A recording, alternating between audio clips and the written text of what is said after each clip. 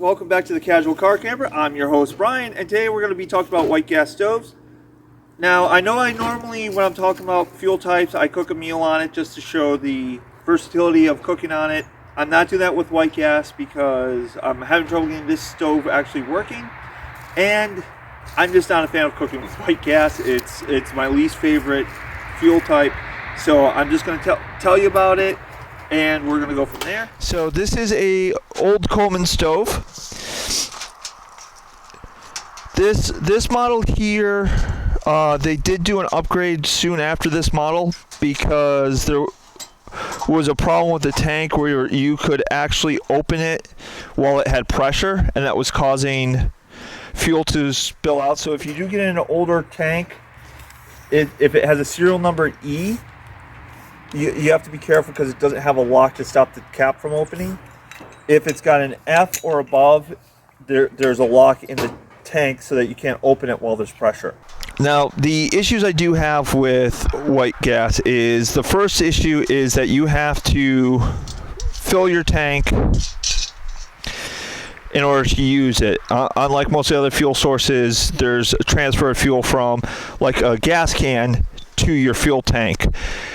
And this is a very small hole, so my recommendation is get a funnel, put the funnel in, pour your fuel in, and because you can't see what you're doing, how it's filling, just go slow. Check every so often.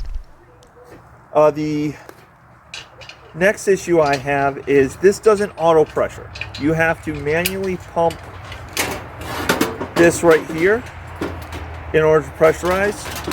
And the way it works is there's this hole here that you put your finger over when you push down to pressurize the system. And then while you have it pressurized, you have to close it in order to keep your pressure in. So it's a lot of work. You have to pump this between 30 and 50 times. And then the next step is, once it's pressurized, you have to plug it into your stove and turn it on. Now, there's a lot of moving parts in here already. I've had to replace this piece because it wasn't pressurizing anymore. And this unit here's got a lot of parts. I have to completely dismantle this and clean it because replacing it is a $50 piece. So $50 piece, $20 piece. I think the whole tank brand new is around $70. The whole unit brand new is around $120. So it's one of those, if things start going, it's just better to get a new one. So after we've gone through all the effort of pumping it and we have it plugged in, you now have your flammable fuel running right through your burner where your flame is going to be.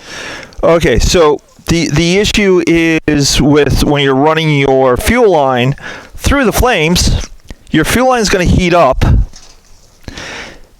And while yes, I'm guessing the theory is you're causing the fuel to heat up, hit its boiling point more, and so you'll get a better flame, but you're also risking this brass tube heating up, that heat backing up into first your generator here, causing that to heat up and possibly getting premature ignition back here, and possibly getting premature ignition at your tank.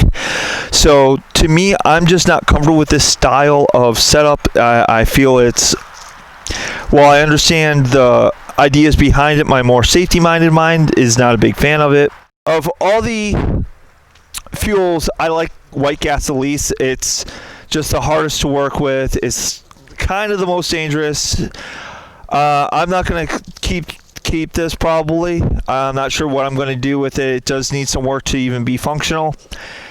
But I've basically picked it up so I could talk to you all about it and give you my thoughts on it. I do have the 3-burner, which does work really well, but I'm still not comfortable with it because of the main fuel line running through your burner. Okay, campers, that is my basic view of the white gas stoves. Stay tuned.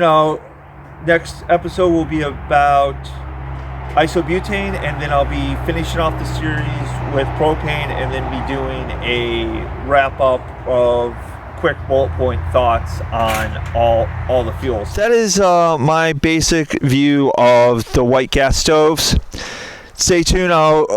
Next episode will be about isobutane, and then I'll be finishing off the series with propane, and then be doing a wrap up of quick bullet point thoughts on all the fuels. All right, campers, so that's going to be it for white gas today. If you have any questions, comments, and concerns, leave me a comment in the comment sections below, and or contact me on the Casual Car Camper on Facebook. There's a link in the description.